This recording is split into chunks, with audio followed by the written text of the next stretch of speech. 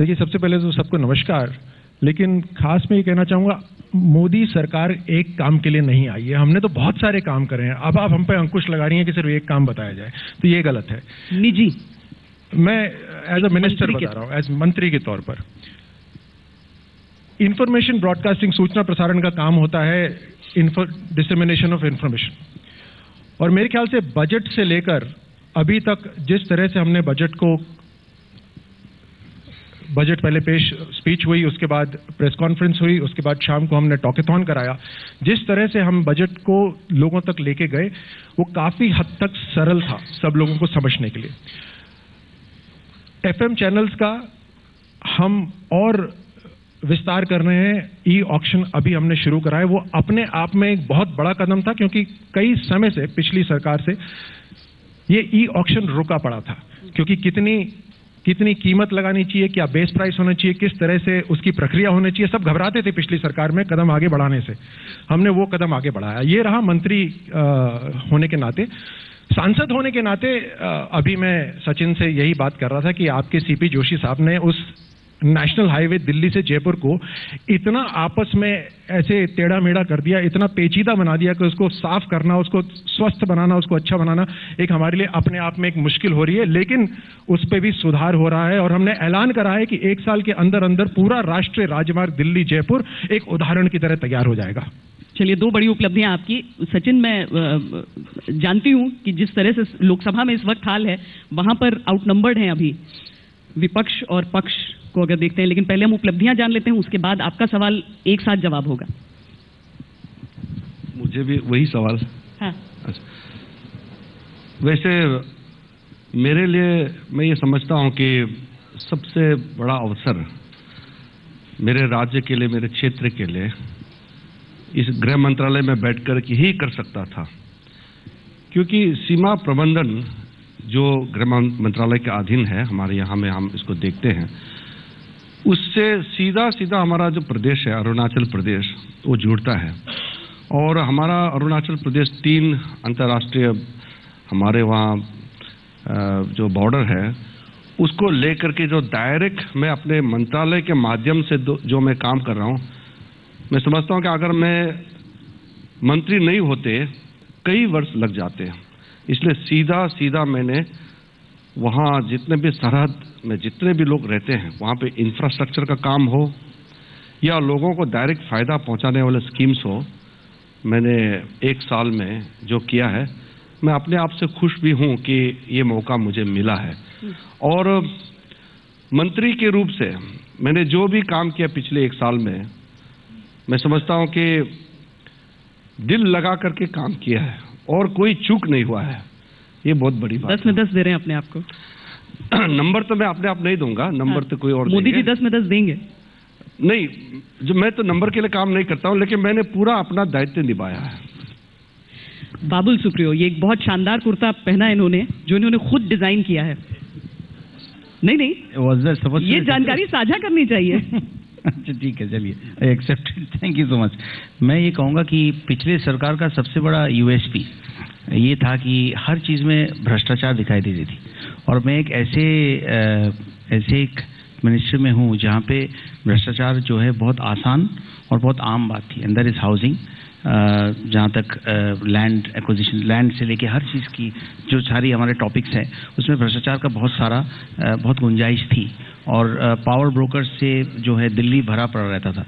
तो पिछले 1 साल में जो एनडीए सरकार के खिलाफ एक भी भ्रष्टाचार का आरोप नहीं है, और हमारे डिपार्टमेंट में जहाँ पे इतने सारे प्रॉपर्टी डीलिंग्स होते हैं और बहुत सारी चीज़ें होती है, उनसे रिलेटेड चीज़ें हैं, उसमें कहीं पे भी किसी भी तरीके का नेपोटिज्म या इस तरीके का भ्रष्टाचार का आरोप जो नहीं आया, मेरे ख्याल से अपने आप में वो एक बहुत बड़ी बात है। और दूसरी बात, एक किसी चीज़ को हाईलाइट करना मुश्किल इसलिए है क्योंकि हमारे इस काल में हम ये कह सकते हैं कि हमारा ऐसा एक पीएम है जो अगर आप उसे पीएम कहेंगे तो उनका बेटर हाफ अच्छे से डिस्क्राइब नहीं होगा, क्योंकि वो नहीं सिर्फ पीएम है, एएम पीएम है। सुबह 4 बजे से काम शुरू करते हैं and he works through out the day. So he's not just one PM who's working for 12 hours. In the light sense of term, he's an AM and PM, and he has given new definition to the word policy. Policy is a doing work for ourselves. अब ये काम जब policies implementation जब शुरू होते हैं, उसका ground zero पे, ground पे दिखने में और policy को formulate करने में, दोनों में there is a infamous gap between the lip and the cup. तो विवेकानंद का बहुत अच्छा एक लाइन है कि every work has to go through 3 stages. Opposition, ridicule and acceptance. तो ऑपोजिशन जो है, उन्होंने अपना ऑपोजिशन शब्द को और उसके माने को बड़ा दिल पे ले लिया है, तो वो ऑपोज कर रहे हैं. उसके बाद जो स्टेज है, जो विवेकानंद जी ने खुद कहा है, रिडिक्यूल, वो भी कर रहे हैं. लेकिन बहुत धीरे धीरे वो एक्सेप्टेंस उनमें आ जाएगी कि जो चीज़ें वो कह रहे हैं वो सच्चाई से दूर है, और जो हम करने की कोशिश कर रहे हैं कहीं ना कहीं जाके they will also have to accept that. Sachin, 1 साल में जो काम हुआ है या जो नहीं हुआ है, उसने विपक्ष का काम आसान किया है या मुश्किल किया है? देखिए, विपक्ष का काम है एक सकारात्मक भूमिका निभाना, और प्रजातंत्र में विपक्ष का मैं समझता हूँ बहुत अहम एक रोल होता है.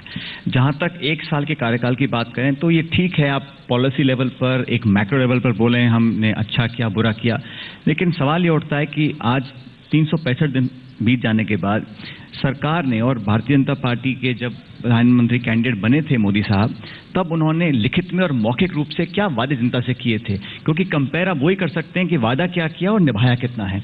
मैं समझता हूं कि आज भी जो एक पूर्ण बहुमत के साथ लोगों ने जो एक्सपेक्टेशन के साथ सरकार को बनाया था, एक बहुत सुनहरा मौका था. इस 1 साल के अंदर बहुत कुछ किया जा सकता था. मेरा ऐसा मानना है कि चाहे जो आम आदमी की जिंदगी को रोजमर्रा में जो इफेक्ट करती हैं बातें, आज भी मूंग की दाल 125 रुपये किलो बिक रही है, आज भी तेल के दाम 7-8 बार 1 साल में बढ़ गए हैं, आज भी मैं समझता हूं जो कृषक हैं, गांव में रहने वाले लोग हैं, मिडिल क्लासेस के लोग हैं, उनको राहत के नाम पर सरकार के 2 बजट में कुछ बहुत ज्यादा हासिल नहीं हुआ.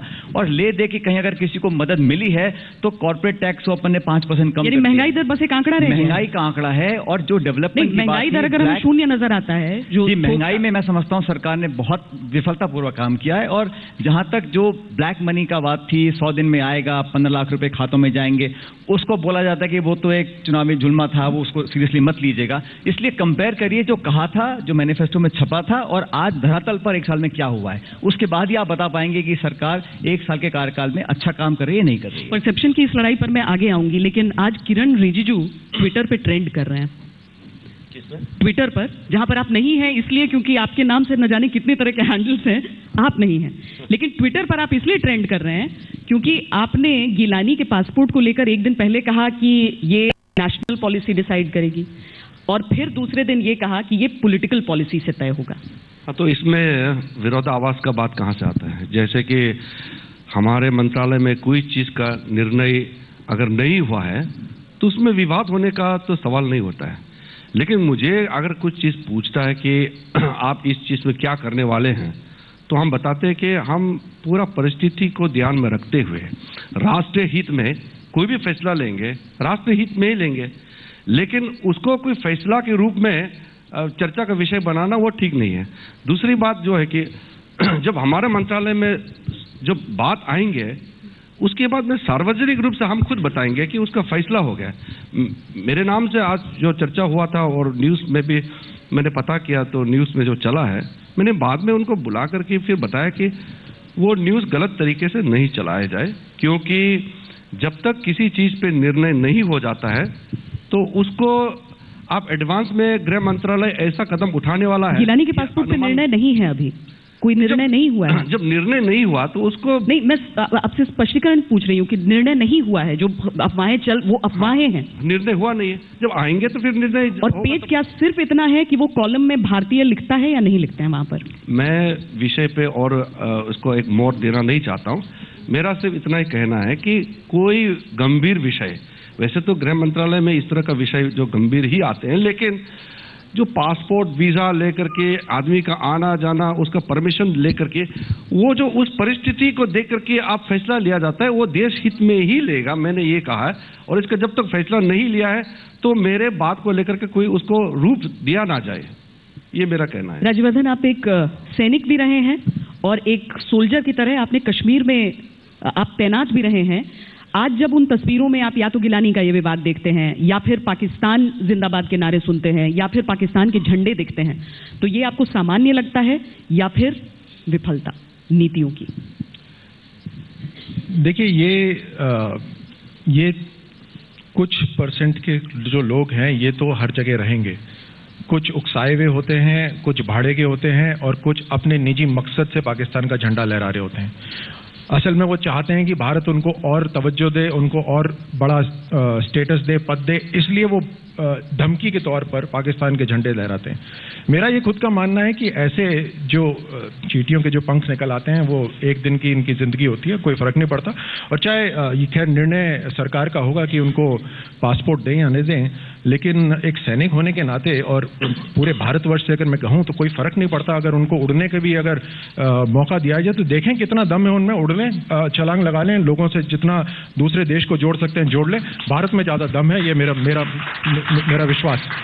सचिन, ये जो नीति पासपोर्ट को लेकर चल रही है और ये कि आप भारतीय हैं या नहीं हैं, ये चीज़ लिखना, ये सारी चीज़ें, ये नीति जो वहाँ पर चल रही है, जम्मू कश्मीर में चल रही है, वो पाकिस्तान के झंडे, ये सारी चीज़ें आपकी राय? देखिए, ये जो गिलानी साहब का जो इशू है, ये एक बड़ा छोटा साइड शो है, क्योंकि जो असली इशू पॉलिटिक्स जो जम्मू कश्मीर की है, जहाँ पर चुनाव प्रचार भी आपने देखा था, और वहाँ पर जिस प्रकार का गठबंधन हुआ है, मुझे लगता है कि भारतीय जनता पार्टी ने सिर्फ एक उप मुख्यमंत्री के पद को लेने के लिए अपने मूल कोर वैल्यू के साथ कॉम्प्रोमाइज़ किया है। आर्टिकल 370 हो या उनकी जो पॉलिटिक्स कश्मीर के लिए, और ये आज इशू इसलिए बन रहा है क्योंकि वहाँ की जो कोalition है उसमें इतना कॉन्ट्रडिक्शन है आपस में।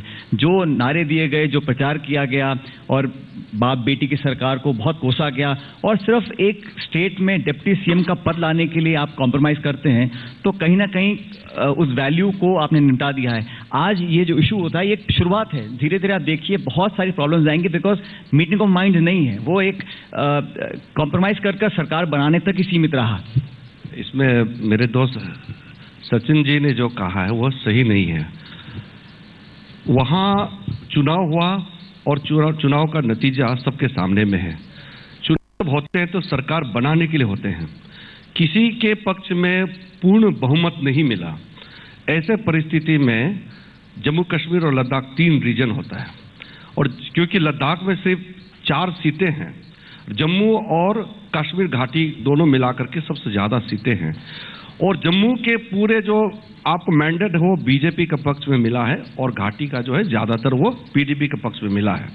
और दोनों का अलग अलग हम लोग का एजेंडा रहा है, हमारा पॉलिटिकल फिलोसफी भी अलग है, पीडीपी का अलग है। हमने अपने जो प्रिंसिपल्स पे कोई समझौता नहीं किया, और ये क्लियर किया कि सरकार इसलिए बनाया क्योंकि जम्मू कश्मीर में सरकार चाहिए था।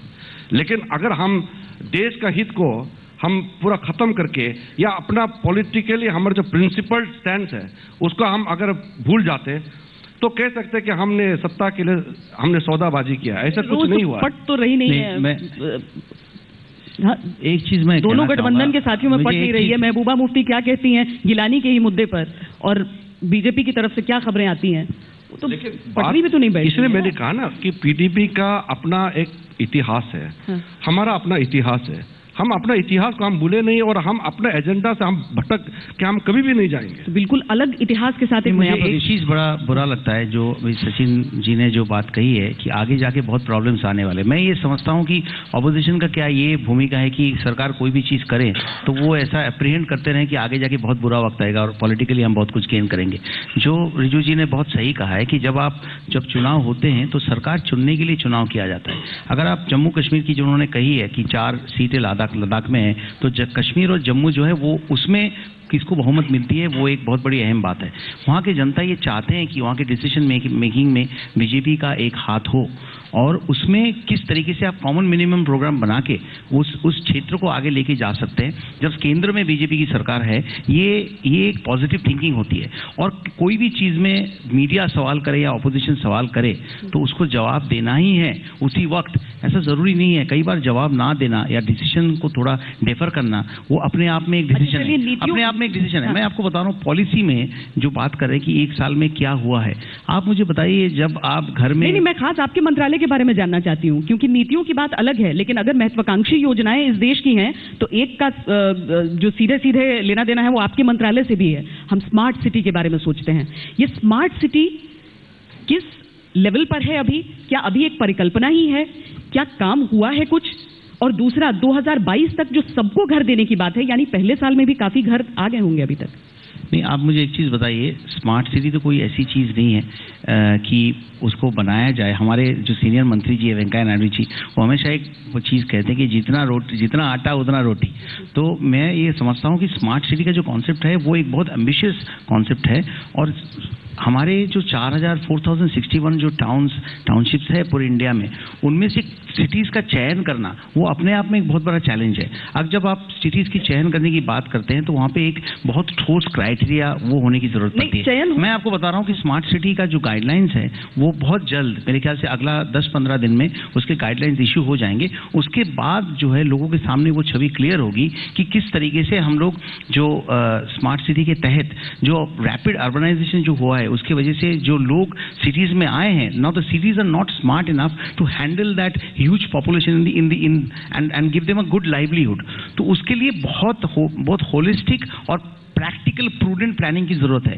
अगर एक साल में अगर ये सोच रहे हैं, कोई भी ऐसा सोच रहा है कि ये प्लानिंग भी हो जाए, उसका इम्प्लीमेंटेशन भी हो जाए और वो उसका जो रिजल्ट है वो आपकी आंखों के सामने दिखेगा, तो ये बहुत गलत सोच है। और इसमें जो है आप सबसे बड़ी बात है कि 5 साल की सरकार में ऐसी कोई जल्दबाजी में कोई नीति नहीं होनी चाहिए, कोई इम्प्लीमेंटेशन नहीं होना चाहिए तो आगे जाके जिसका रिजल्ट अच्छा ना हो। एंड आई देयरफॉर आपने बता दिया कि 10-15 दिन में गाइडलाइंस हमारे सामने बिल्कुल बिल्कुल, और 2022 तक जो सबको घर की बात है उस लिहाज से कुछ तो आंकड़ा आगे बढ़ा होगा। उस लिहाज से हाउसिंग फॉर ऑल जो है, जैसे जेएनएम स्कीम जो है वो आपको सबको मालूम है कि वो एक्सपायर हो गया था, लेकिन उसको 2 साल और बढ़ाया गया है ताकि जो प्रोजेक्ट्स में ऑलरेडी पैसे खर्चे हो चुके हैं वो प्रोजेक्ट्स अधूरा होकर बंद ना हो जाए। 2 साल तक जो इनकम्प्लीट प्रोजेक्ट्स है, जो ऑनगोइंग प्रोजेक्ट्स है, उसको फंडिंग दिया जाएगा और इसको लेके काफी क्लोज हद तक इसकी मॉनिटरिंग की जा रही है। हाँ, आप बोल सकते हैं कि कुछ जैसे जेएनएम स्कीम का जो नया जो नाम दिया गया है अमृत, उसमें एक लॉन्ग स्टैंडिंग गोल सामने रखा गया है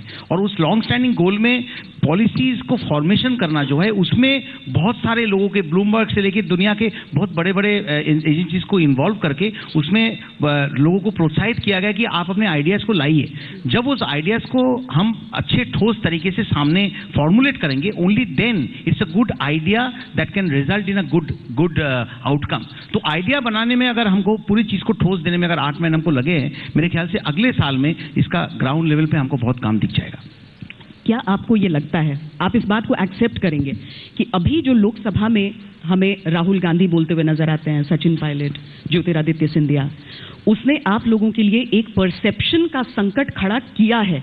सूट बूट की सरकार, इसे भी अगर आप जुमला ही कहें तो उसने कई जुमलों को कटघरे में खड़ा किया है। ये बड़ी इंटरेस्टिंग एक आजकल जो बात चल रही है कि परसेप्शन बदल रहा है या परसेप्शन में बीजेपी सरकार थोड़ी पीछे रह रही है। ये परसेप्शन क्या है? मैं इसका उदाहरण देता हूं। चर्च पे हमला हुआ, सब चैनल ने खूब दिखाया चर्च पे हमला हुआ, जरूर कुछ हिंदुत्व लोगों का हाथ होगा, खूब जोरों से चला। उसके बाद जब 4-5 दिन बाद किरण रिजिजू ने जब पता करके बताया कि कोई भी हिंदुत्व इसमें शामिल नहीं था, कहीं चोरी का मामला था, कहीं कोई बांग्लादेशी शामिल थे, तो वो किसी चैनल ने नहीं दिखाया, किसी ने भी नहीं दिखाया वो। यानी आप हवा देना चाहते हैं, तूल देना चाहते हैं, क्योंकि आप देख रहे हैं कि सरकार बेहतरीन काम करती जा रही है और मीडिया के साथ इतना इंटरेक्शन नहीं हो रहा, तो आप एक दो जो वाक्य होते हैं उनको खूब तूल देते हैं दबा के। अब राहुल गांधी आए और राहुल गांधी ने बोला, पॉलिटिकल टूरिज्म जो उन्होंने करी कि आकर 4 मिनट बोला और राहुल गांधी ने हमला बोल दिया, आज राहुल गांधी का ये हमला हुआ, आज राहुल गांधी का वो हमला हुआ। ये तकरीबन वैसी बात है जैसे दिवाली में जब हम अनार चलाते हैं तो अनार खूब ऊपर तक जाते हैं और सब खुश होते हैं, जो अनार नहीं जलता उसको थोड़ा सा हिलाते हैं और जब वो चल पड़ता है तो और भी ज्यादा खुशी होती है। बॉलीवुड के टर्म्स में बता रहा हूँ, सुनिए, और भी ज्यादा खुशी होती है कि चल पड़ा अनार।